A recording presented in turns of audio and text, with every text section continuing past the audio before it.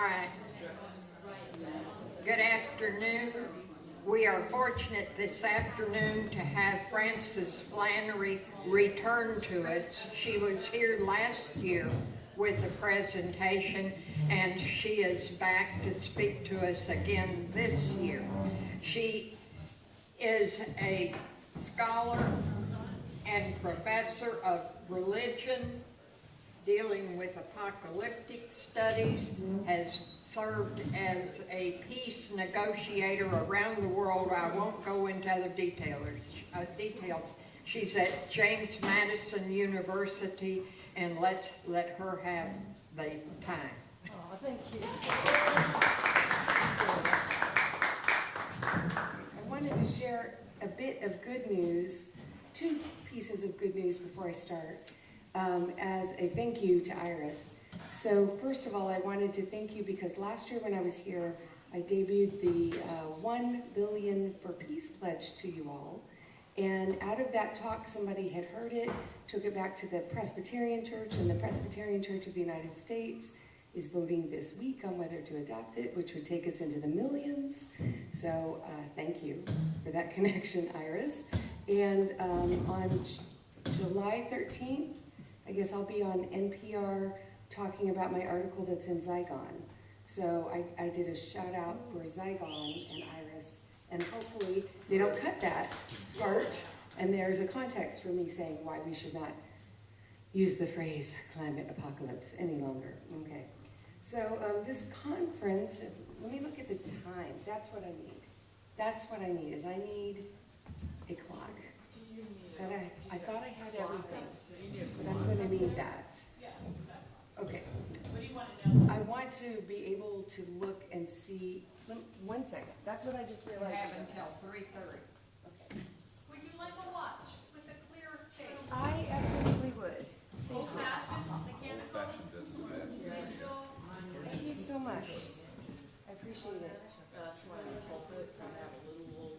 I came in here early and it wasn't set up yet for us to talk, so it's been a little bit of a flurry, so I forgot all about that part.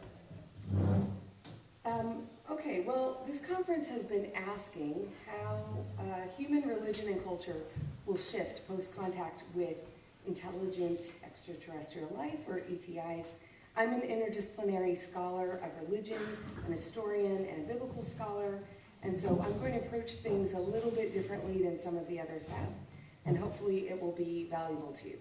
So I'm going to begin with some basic definitions and methodological assumptions that frame my approach.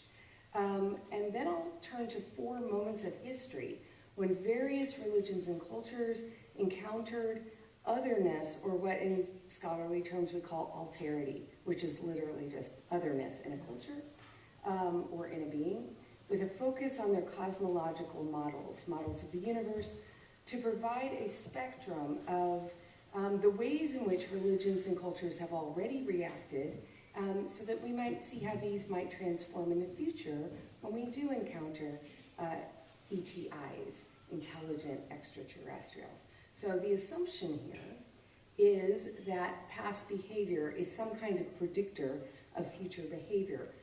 But also, as the maxim goes, those who do not understand the past are doomed to repeat the past.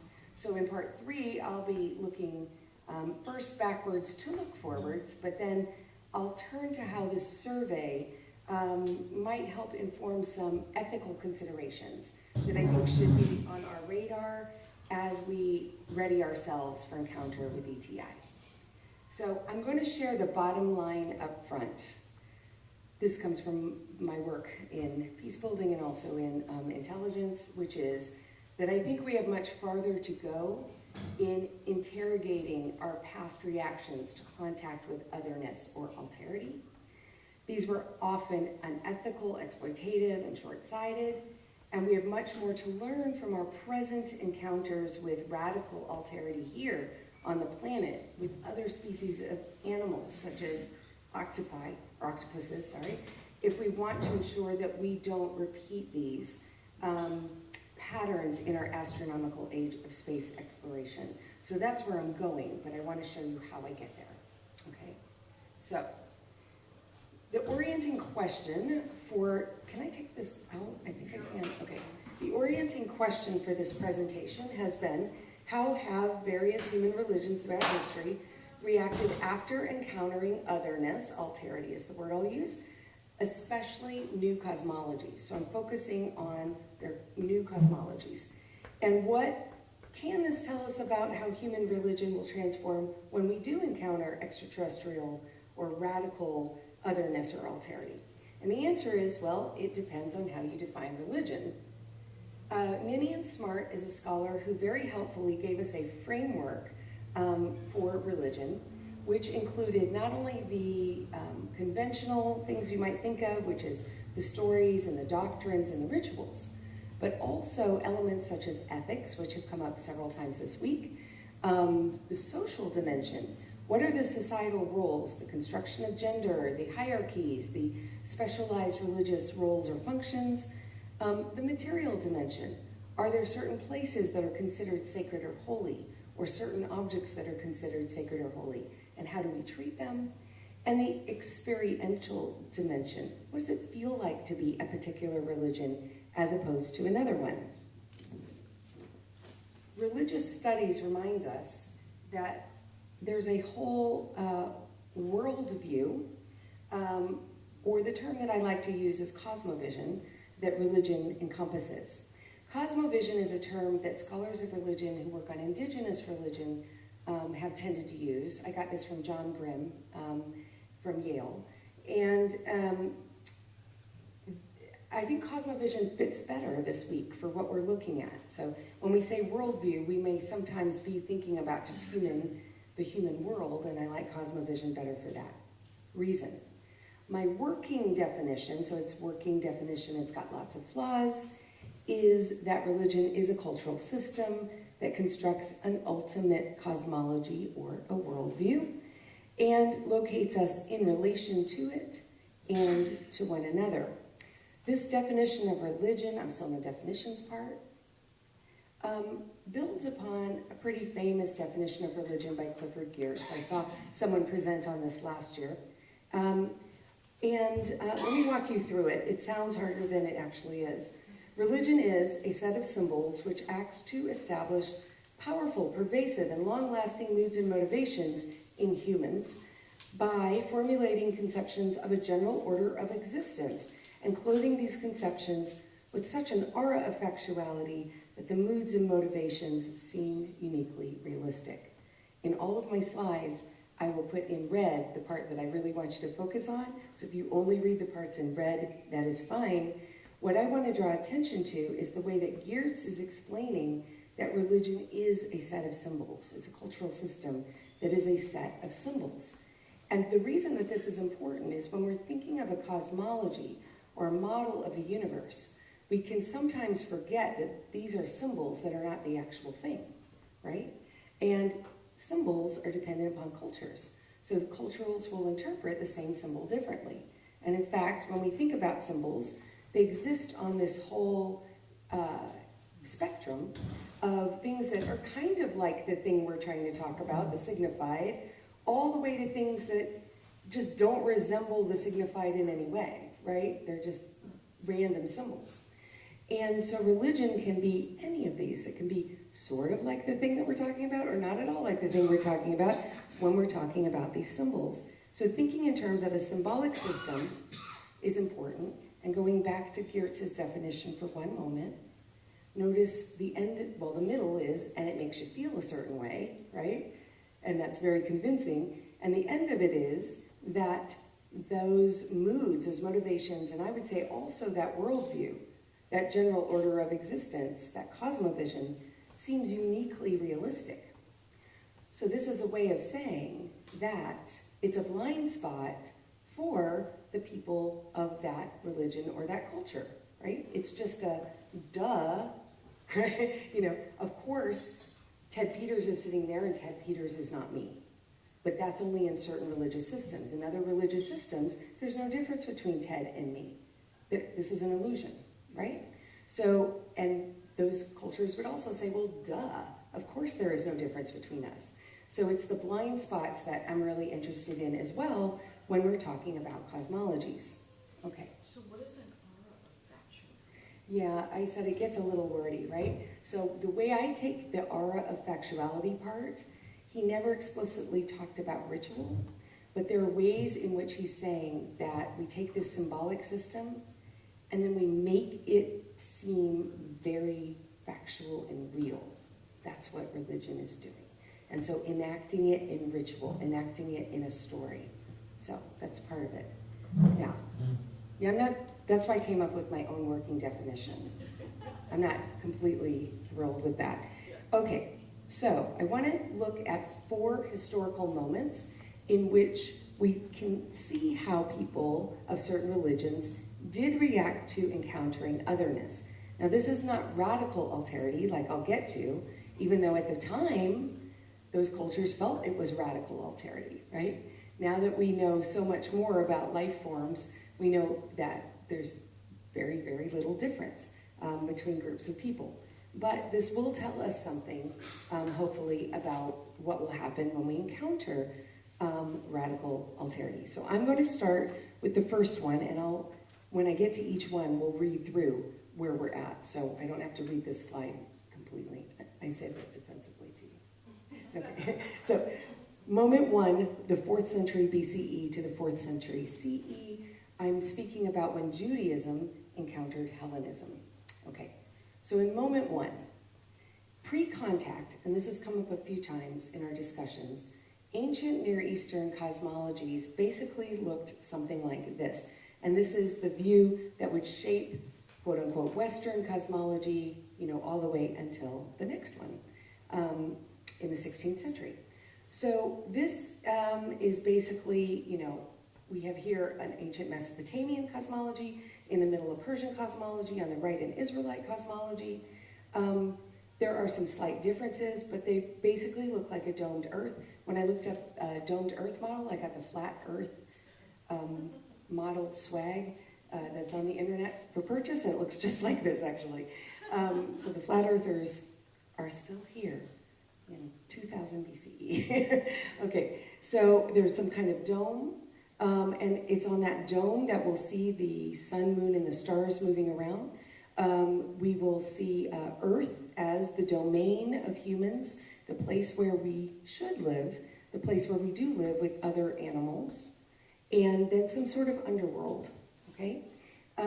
Oftentimes, the celestial bodies were thought of in 2 ways, and that's, in the ancient Near Eastern view, not any kind of contradiction.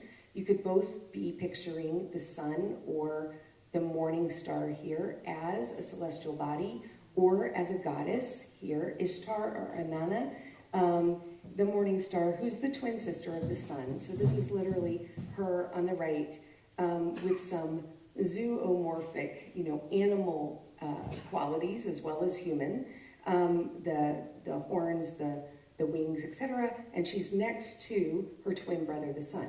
But ancient Near Eastern peoples knew that there were at least 3 what they called or thought of as planets, right? The sun, moon, and the morning star. And that was the also the cosmology of ancient Israel. One second. Now, ancient Israel has had arguably more impact upon the Western European cultures, at least, that have then gone on to colonize the world and had a big impact on the world in parts of the world. Ancient Israel has had more importance than perhaps ancient Babylon. It's arguable, but people will often ask me about any topic whatsoever, because I'm a biblical scholar, well, what does the Bible say about this, right? And I've noticed all throughout the week how many times our discussions or our Q&A ended up referencing something in the Bible. I really think it's important for there to be biblical scholars hooked into IRAS at some level, because so much of the discussion ends up going back to the Bible. And when they ask me, what does it say? Well, this is what it says. It says, Bereshit bara Elohim et hashemayim ve'et haaretz v'haaretz hayata tohu v'vohu v'choshek al panei tehom. There you have it. It's clear as a bell, except that even that is really difficult. First of all, as my son pointed out to me when I showed him this slide first, because he's very sharply critical in a good way. He said, wait, but this already has the vowels in it. And you're like, right, it already does. This is already an interpretation, much less an English version, which is a terrible interpretation of the original Hebrew. It is quite different there. So when I am going to sketch for you the ancient Israelite cosmology, I want to share with you what I, as a biblical scholar, am reading in the original Hebrew in an historical critical setting. So what did they believe at this time that it was written? Probably about 6th century BCE. And it was an agrarian society with a lot of ecological intimacy, okay? So you're going to hear something that doesn't maybe sound familiar to you from the English translations, because the English translations, which were made so much later, couldn't help but put their own worldview into it, right? Their own cosmovision. So they projected things that are not there in the original, in my opinion. And so, for instance, sorry, wrestling with my papers. In the original Hebrew, God exists in the darkness forever, before the creation of the heavens and the earth. In the original, there's no creation out of nothing. There's water, there's darkness, there's wind. And in the whole Hebrew Bible, or the Old Testament and Christianity, the radical alterity of God is represented in a ton of ways, including that in the original here, God has no gender. I know you're thinking, but the pronoun he is used, but there is no it in Hebrew.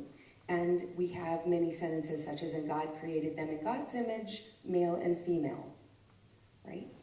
The word God itself is Elohim, which is a plural noun. It takes a singular verb, which is very weird and mysterious. God creates by speech, first creating light while it's folded into the darkness, and then by harnessing the innate fertility of water and earth and allowing them to produce. And what they produce, and again, this is in the Hebrew, so you have to kind of take my word for it, sorry, except those of you who want me to email this to you and you know the Hebrew. Then the earth creatures share a living soul, a nefesh chaya. It's a singular. We don't ever translate it that way. But they share a living soul. Then the water creatures and the birds share the other living soul. We don't translate it that way. God is often portrayed as rock. Because of an anthropomorphic bias, we take that as a metaphor, and we take father as literal. And yet, for instance, in the Psalms, it says God is rock 28 times, as opposed to only saying father 3 times. God is portrayed as wind. God is portrayed as fire. Deuteronomy says, "O Israel, you've forgotten rock who bore you." And God is also a gardener. But God's main location, with all these mysterious descriptors that are metaphors or symbols, not the thing, but symbols, is something that lives in the top of that cosmology.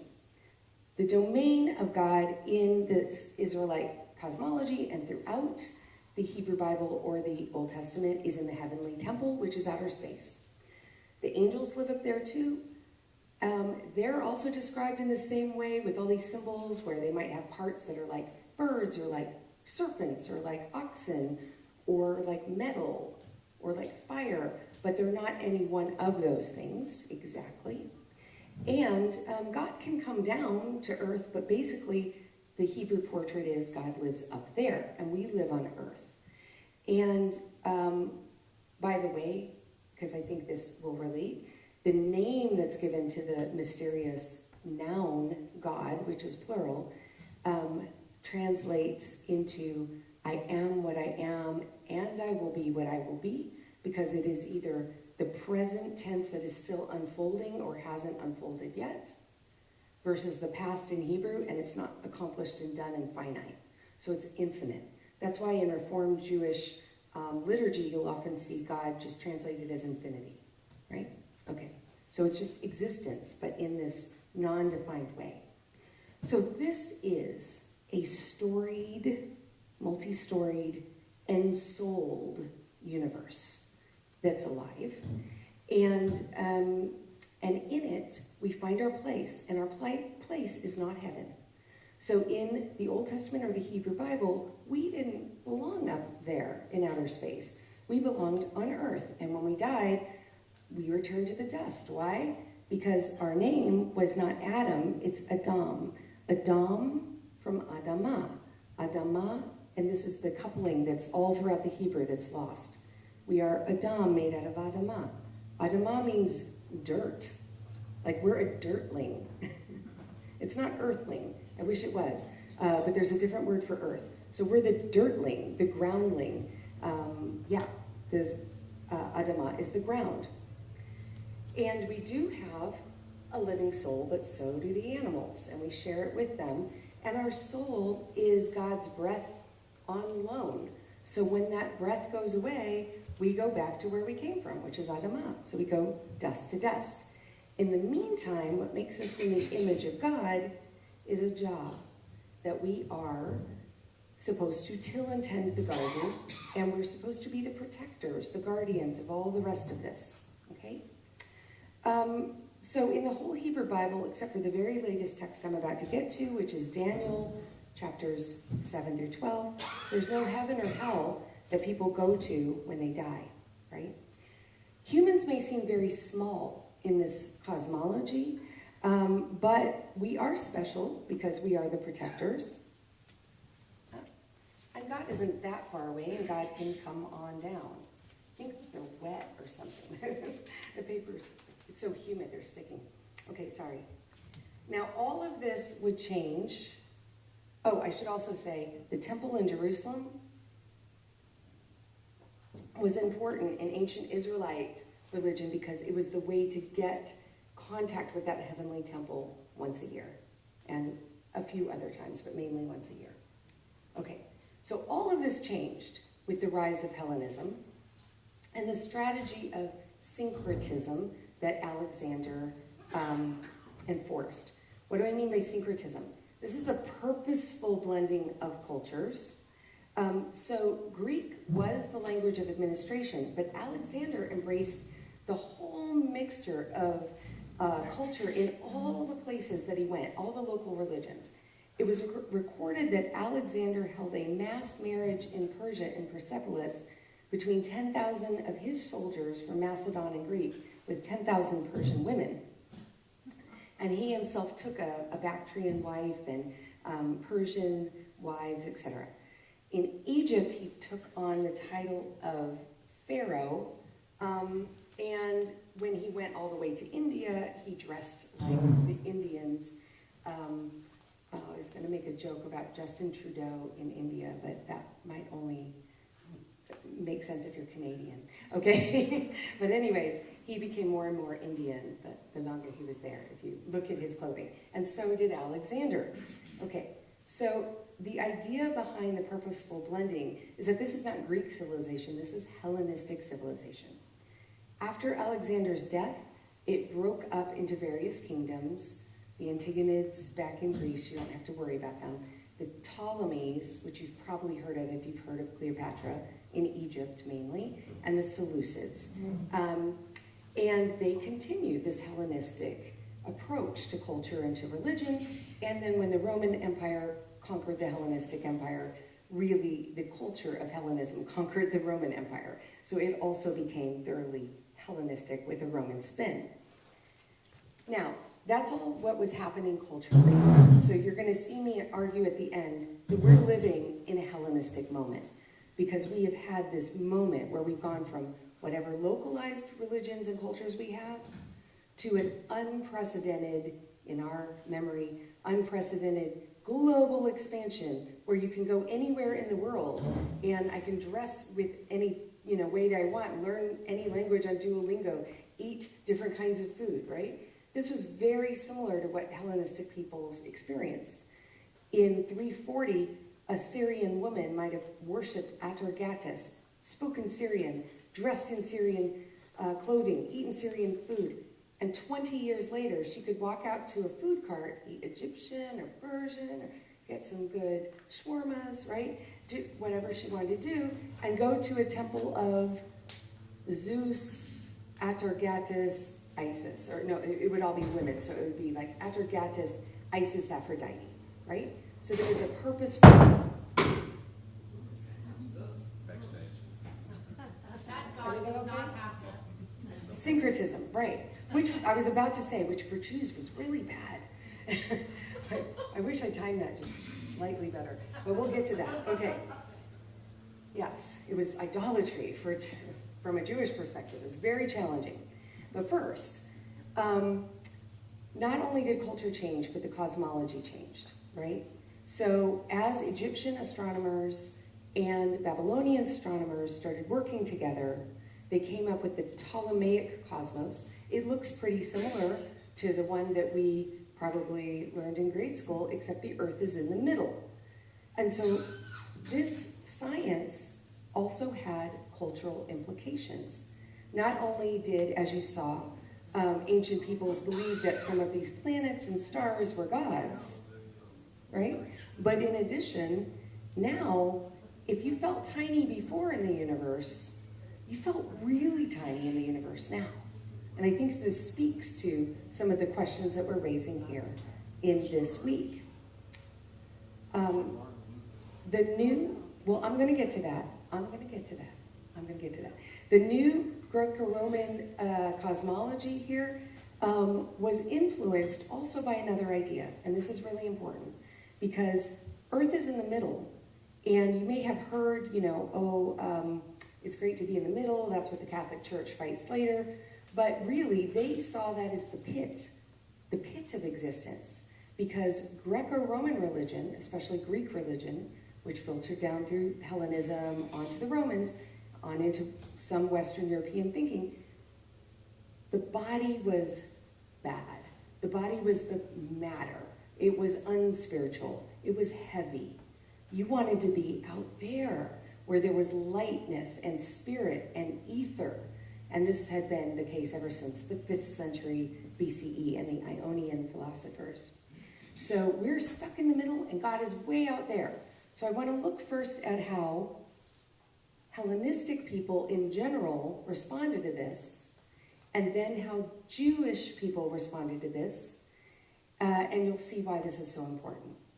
So there are two ways of dealing with that gulf. If I'm so tiny and God is so big, and the biggest God lives outside that realm of the fixed stars, way out there, where I have the non-iconic portrait of God, so I'm not struck by lightning or anything. You're getting a low battery message. Can you plug in? I can. My goodness. You want some help? Yes, that'd be great. I'll continue if somebody else wants to plug this in. That'd be great. Thank you. I did not see that because I was absorbed in my own words. It just popped up. So. All right. You go ahead. If you can plug it in, that'd be great. Oh, there's a thing over there. Okay. So how do you bridge this gap? You can either have humans go up, or you can bring the divine down, right? That's basically the two ways. So, humans going up. The idea develops in Greece, and it is picked up in Rome, and this is a Roman example here from Cicero, that, well, when we die, we don't go down to this yucky place underneath the earth, we have to go up out there if we're really special. For Greeks, that's philosophers. For Romans, it's generals, right? So generals get turned into stars. So let's just read for a moment here what Cicero has. A general who's already died, Africanus, who appears to someone named Scipio, and what he says to him in his dream journey where he's out in the stars and he's looking back on Earth. Okay, as I surveyed the Milky Way from this point, Scipio's in outer space. This is like an Earthrise moment, right? Okay.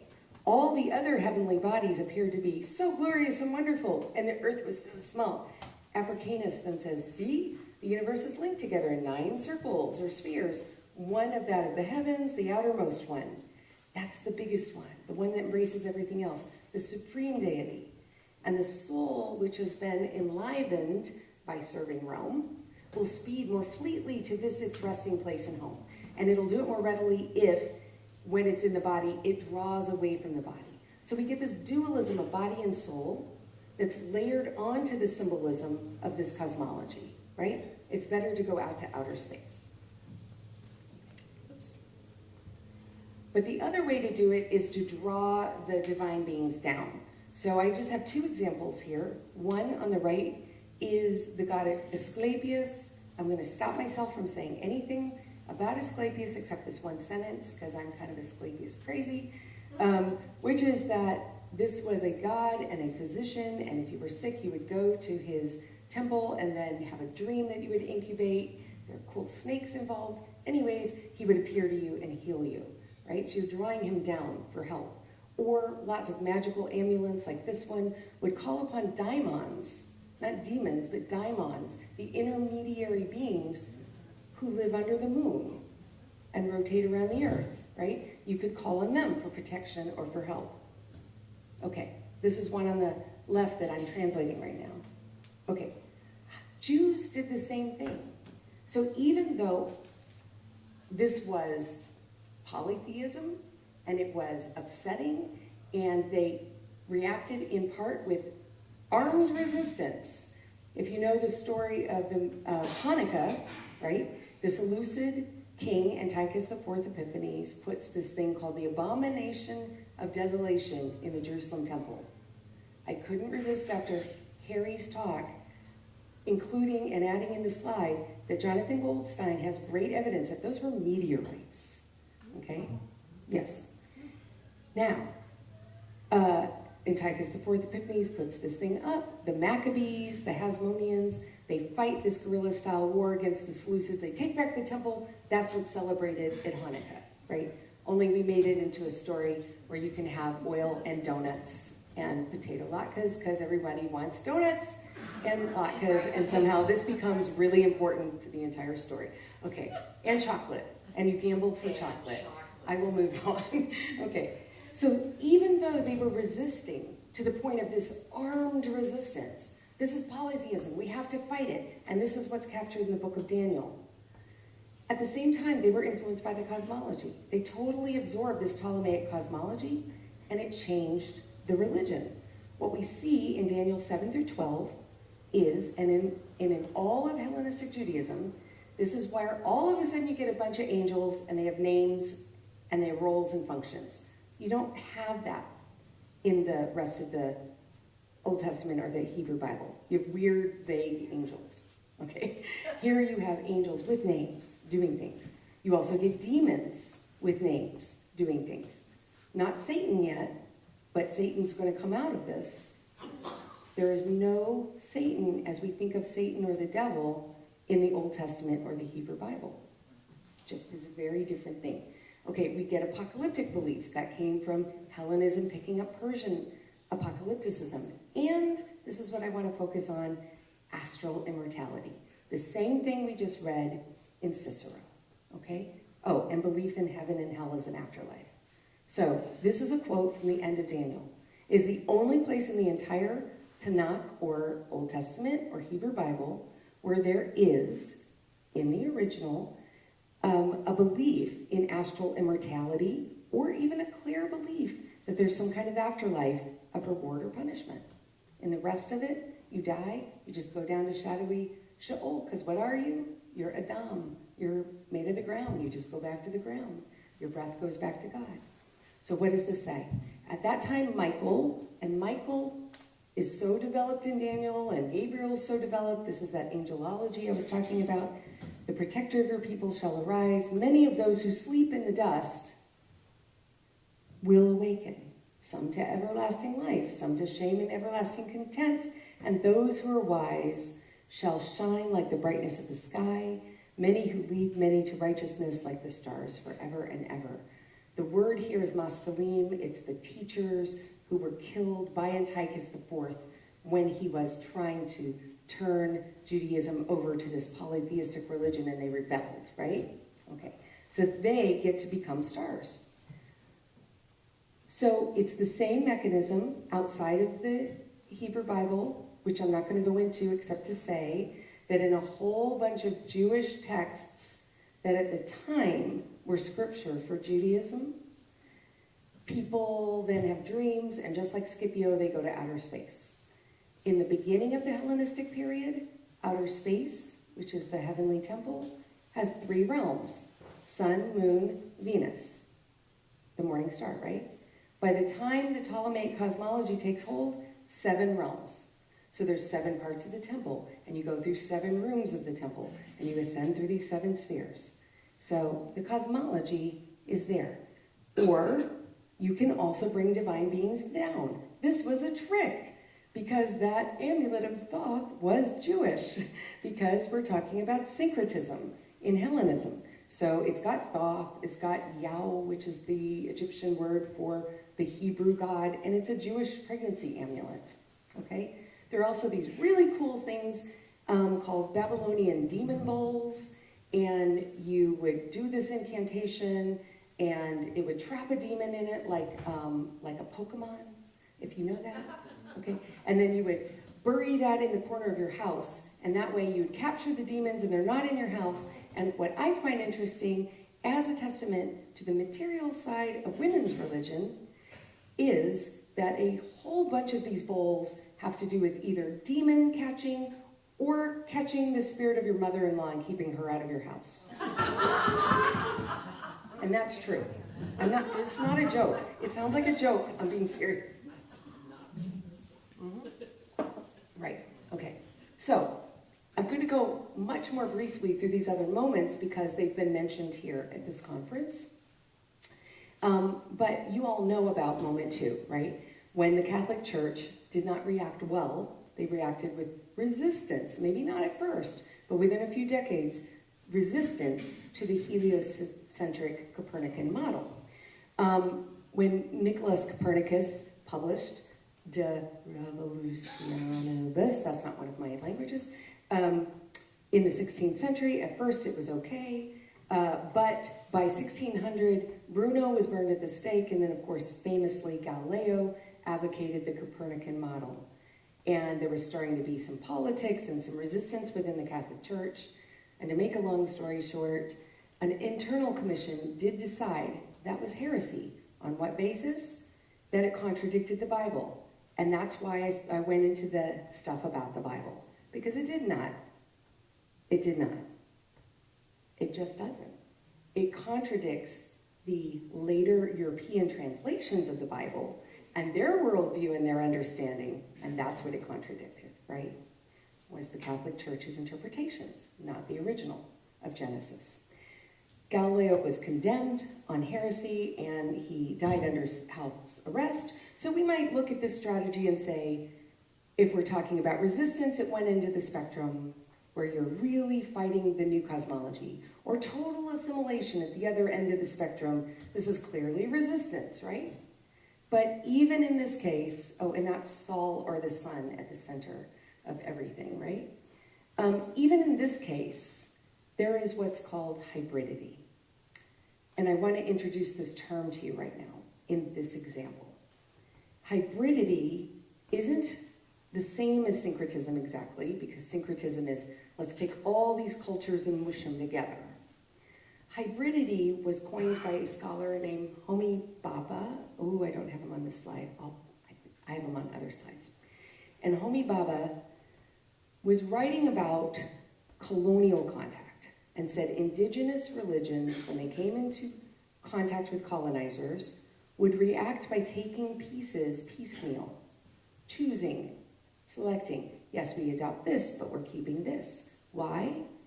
Because religion is a whole total cosmovision, and it's your blind spot. You don't even know, oh, I'm going to get rid of everything. You don't become a blank slate when you encounter a new cosmology. You still have ways of interpreting the symbols, or ethics, or ideas, or materials. My word. I think... They wait. The computers just wait for Yeah. presentation to happen. Someone very close to me once said to me that living things come to me to be healed, and technology comes to die. So, I think that's... It's not just you. Okay. All right. So, hybridity is this eventual blending, and it changes both sides. It changes both sides. That's something to keep in mind. What I want to say, and you don't have to read everything on here, But I just wanted to point out that even the Catholic Church, of course, came to accept this. So in the 18th century, they partially banned Galileo's dialogue. In the 19th century, removed it from the list of banned books. And then finally in 2000, Pope John Paul II issued a formal apology to Galileo. Informal apology to Galileo. And this is from his apology here, and I thought this was so relevant to what I've heard this week. He said, in Galileo's time, the cosmos, as it was then known, was contained within the solar system alone. This reference point could only be situated in the Earth or in the sun.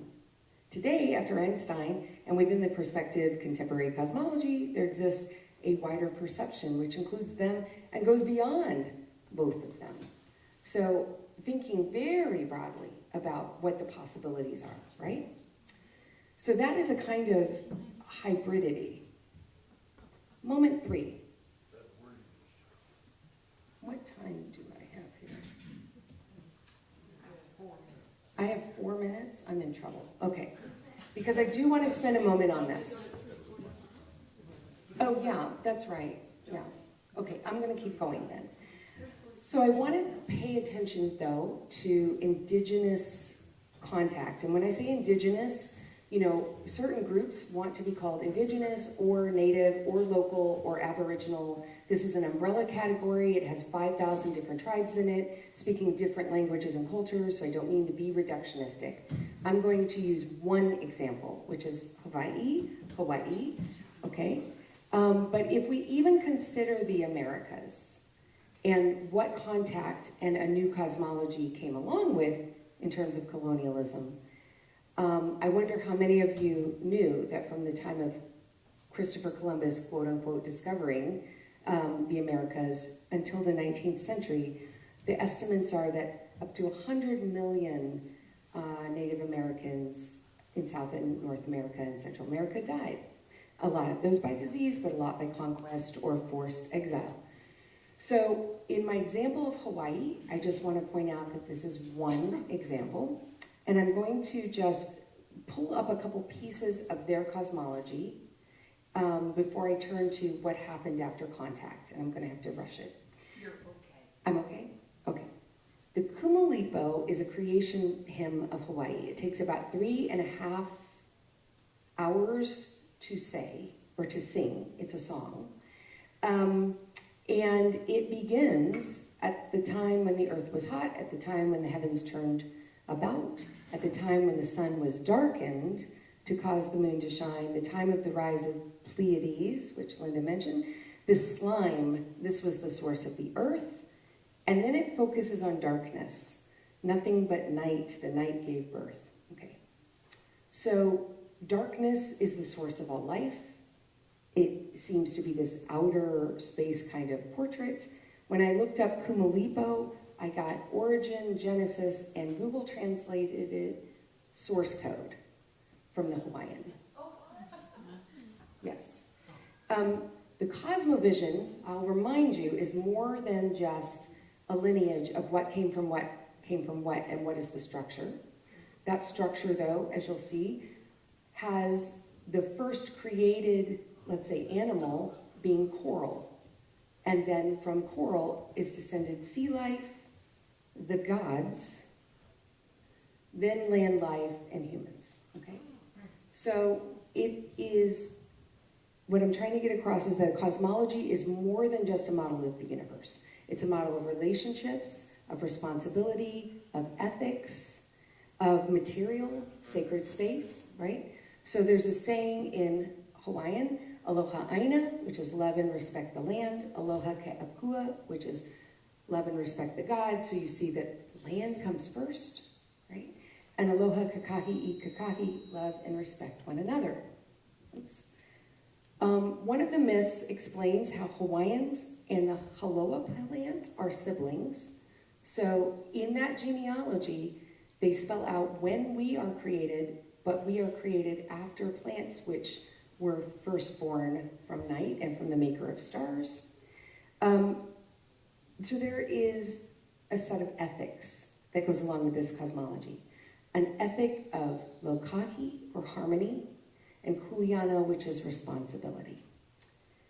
I want to kind of keep that in mind, and I said, there is no test, because I've got a lot of facts on the next couple slides, and I'm not going to go through these carefully because of time.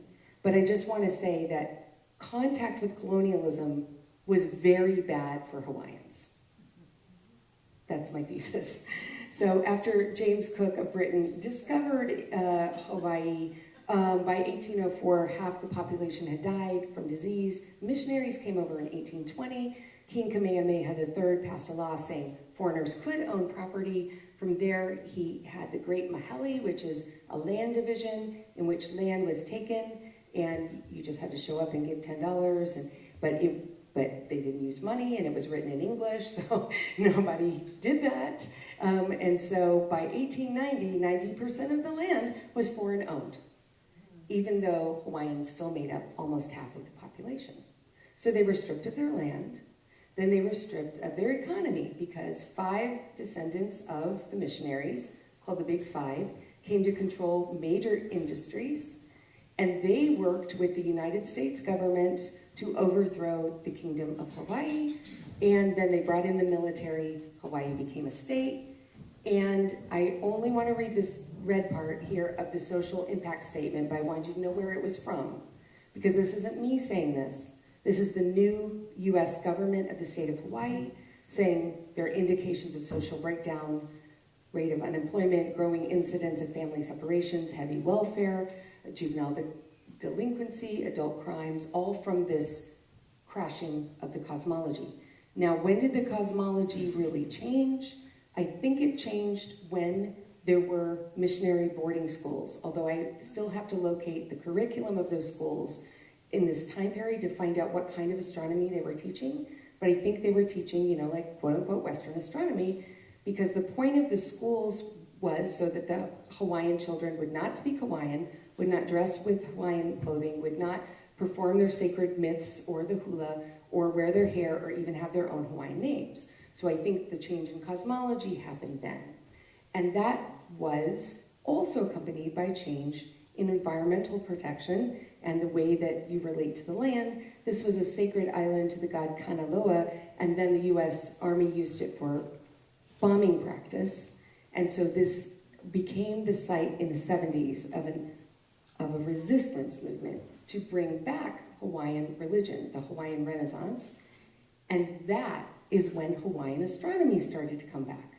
Because as it turned out, the missionaries had recorded hundreds of words for the stars and for astronomy, and they didn't know how to translate them. So they just got translated hoku, which is star. That's it. But there are hundreds of them, and it was lost. The knowledge was lost. So they had to go back to try to reconstruct some of it.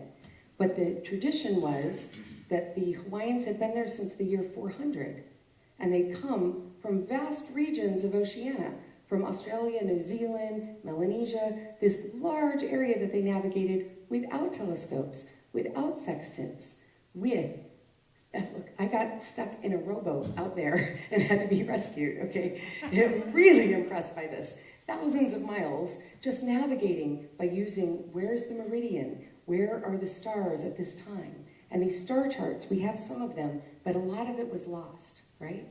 So there was an apology in 1993. This says, we're sorry. Congress is sorry for the illegal overthrow of the Kingdom of Hawaii, including the complicity of the United Church of Christ, and we apologize. But that was the end of that. So here we are now, finally. Moment 4. The 21st centuries, I don't need to go through this because so many of your presentations already did. What I can say as a summary is here is what I have not seen. I've not seen total resistance to new cosmologies in general, like we're going to reject astronomy on a broad scale as we, have discovered things or gone to the moon. We have Flat Earth Society, etc. But on a broad scale, there has not been total resistance. There's not been total assimilation in the way that some thinkers were thinking. Oh, now science will replace religion. Now we have astronomy. we don't need religion. That has not happened either. In the United States, the nuns, not the Catholic ones, but the N-O-N-E-S, are on the rise, but worldwide, religion is on the rise. So we think in our bubble that religion's declining because church attendance is declining, but on a worldwide scale, religion is rising. You can see the Pew Center for Research is this. Now, as we saw an example of Hawaii, what do we find? We find hybridity of some sort. We see this relationship between religion and science, which is why I'm interested in IRAS. But here's what I don't see. And I haven't heard a ton of it this week, although I've heard some gestures to it. We have not seen, in my opinion, science fully grapple with its complicity in terms of how it worked with colonial structures to completely erase some indigenous sciences. Yes, it erased indigenous cultures and religions and peoples. It also erased indigenous sciences, including some indigenous astronomical sciences. And I think that looking forward, this is very important because we are trying to contact other life. And we don't want to replicate these same problems. Now, because of time, I'm just going to say that in Hawaii is some of the greatest, some of the best telescopes in the whole world that contribute a huge amount of data to astronomy, but there is a conflict. And now you can understand a little bit more why there would be a conflict between Native Hawaiians who see Mauna Kea as the sacred spot where Sky Father and Earth Mother came together to create life, and they don't want to see the telescopes built. So this is very difficult. But if we can't start to figure this out, right? If we can't understand, well, there's a reason for this protest, then I'm very, what's the word? Worried about what we're exporting into the rest of the universe. I don't think we've fully grappled with our own histories. So I leave you with that same question, right? How have we reacted when we've encountered otherness? And so how will we react when we encounter radical otherness? Well, we haven't really resisted in a way that meant that it never took hold. Almost all cultures have some kind of hybridity, and that goes in both directions. So if there are ETIs, we'll change, but they will change. If Hellenism is the closest moment to which we're living in now, we can expect increased belief in apocalypticism, greater, not weaker, loyalty to existing religions, hybridized, but greater loyalty, more mysticism, more practices to bring down the divine, greater interest in astrology, for instance, right? And I'm so sorry to give you this one at the bottom. I was really hoping with the debate and everything. Okay, I'm just going to say that if Hellenism is a guide, what happened after Hellenism was that all this rapid change, this cosmological change, it was so exciting to some people. They loved it, right? They loved all the multiculturalism. But overall, it happened so quickly, there was a backlash, and we got the Roman Empire. So there seems to be this moment of backlash and a hard swing to dictatorship. And so here's the end of my talk, which is, if history can teach us anything, then I think we need to keep in mind that cosmologies are more than scientific models, right? They are symbols, they're representing something, but they're representing more than just where are the planets or our relationship. They're representing these other dimensions of culture and religion. Syncretism can work, but if we impose it, this has to do with, if we're finding ETIs, it can be very devastating for both sides. What is lost when a cosmology is lost? Both sides lose, okay? Understanding religion is important. That's why I'm so happy with IRAS existing, because understanding religion is important. understanding symbols is important. I would suggest that IRAS think some more about symbols and get some semioticians, even though they're quite a bore. But they're really good at analyzing symbols, and get some of them here.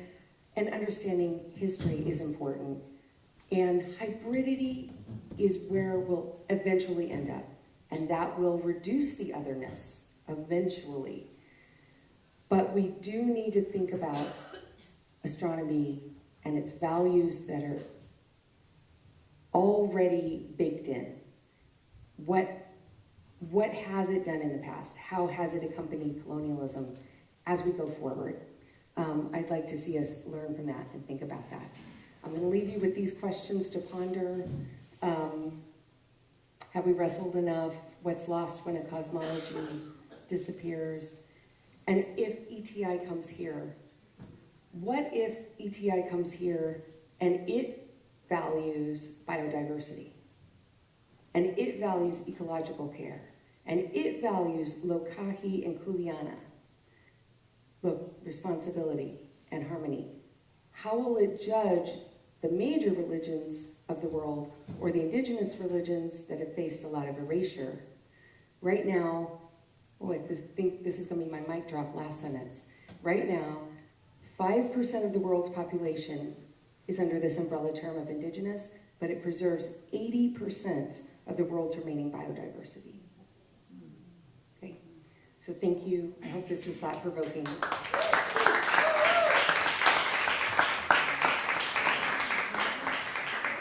I've been told there's not anything scheduled immediately. So those of you who do need to leave, we're past time.